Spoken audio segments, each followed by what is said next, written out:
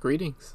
Tonight we will be discussing Team Fortress 2's Badwater Basin, the payload map. Definitely an older map, kind of considered a classic by myself and others, and tonight we will hopefully discover why it is considered so memorable, or why it's played so often. So right here, you'll see, the main goal of the map is for blue team to push a bomb cart from one end of the map to the other. This is the end right here, and red team, it has to stop them or else they get blown up, although blue team usually gets blown up with them. Kind of difficult to compare to something like Capture the Flag or King of the Hill, and the reason for that, as you'll see here, is because payload maps are usually designed to be asymmetrical. For instance, here we have on the right wide open hill with a few rocks for cover. In the center we have a tunnel, pretty straightforward, and to the left you might have seen a ledge that leads to a flank route, although it's not the best flank route, although flank routes become more useful as the stage goes on, and that's kind of the point. The lack of symmetry helps create a sense of progress throughout the stage. In something like Capture the Flag or King of the Hill, you want each team to have an equal amount of color because they're very diametrically opposed in those game modes. However, here it's more blue team pushing through and red team simply having to stand their ground. So it's more about how they encounter each other in each respective area. And it's not always the most balanced. Like sometimes blue has one side has a little more of an advantage over the other, but it makes up for it in how it creates a kind of arc for the stage, as we'll see here when it cuts in a moment. Since it's all about going from one side to the other, if you went to the other side and it was the exact same, it would be kind of disappointing. But here, we're at the end area again, and we go down into this area with all these upper ledges for people to fire down on it. It makes for a very intense climax at the very end, which takes advantage of TF2's style, where both groups collide and one group comes out, and being able to enact their objective. That very much adds to the flow of the map. And also part of the flow is these little areas where you can grab an ammo box or a med pack. Before I just had to stand by dispense, but if that's not available, you have access to these.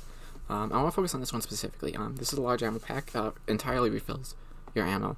Next to it, which you can't really see sadly, is a small med pack which only fills like a quarter of your health. But and you see that window there? That's above that lower area we were just at.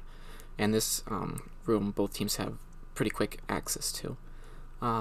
So someone can slip in here and fire down as much as they want on the enemy, although they won't have that much access to health, which means they can get caught off guard and killed pretty easily. And all the med packs and ammo packs have a kind of deliberate design about that.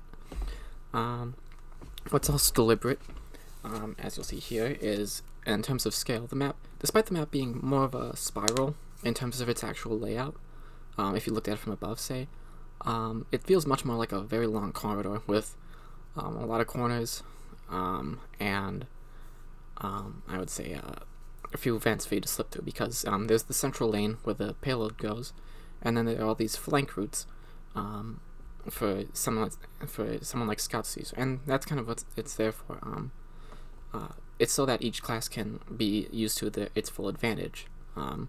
Scouts and spies and arguably pyros could use these flank routes to catch them off guard, while meteor classes like Heavy, who can take a beating, would be down the central lane for more direct encounters, and snipers would be also in the center lane but farther back, etc., etc., etc.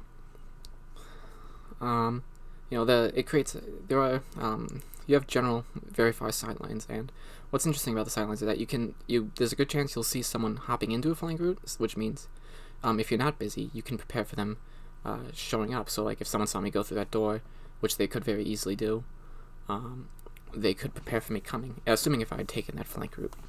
At the same time, though, despite all these flank routes, it's not confusing. It doesn't hit confusing at any point because, for one thing, the track very clearly tells you takes the multitude of directions you can go and reduces them to only two ways, one way or the other. And arrows usually help will direct which way the payload is at the moment. So like if you capture a point, you might have seen there.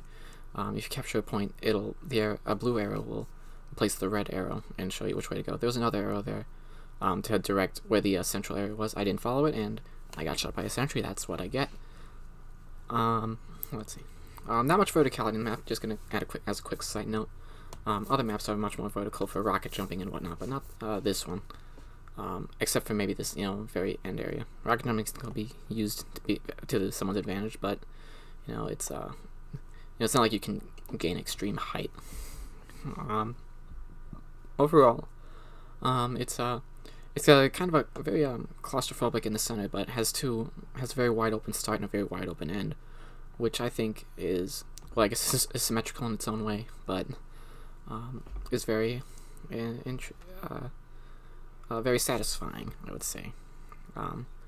And I think that's part of what makes this map so replayable. It's just the satisfaction the player can get from it. So that's about all I have to say. That's the best conclusion I can come up with. Hopefully we'll be able to do this again sometime. It's fun to ramble like this. Let's hope the editor doesn't ruin this recording. See ya.